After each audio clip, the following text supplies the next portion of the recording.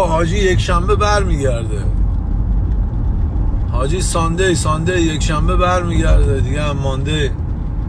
حالا شاید یه الی رفتیم ایلا بلا. حاجی میخوام یه میامی برم حقیقتا، نمیدونم کسی رو با خودم ببرم، حتی اونجا رفیق زیاد دارم، بعد نمیدونم برنامه‌ام چجوریه، یعنی نمیدونم حالم چه مدلی هستش تا روز پرواز، چون تا حالا بالای 200 بار این چند وقته پرواز گرفتم این ور اون ور، به شما نگفتم، کنسلش کردم. آره حالم یه مقدار مساعد نبوده. آره بعد دیگه حالا حاجی بیاد باید یه جای بریم، نمیدونم شاید هم یه جا بیابون بریم.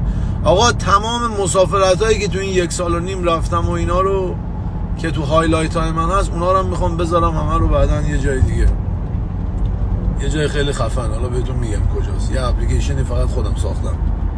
آره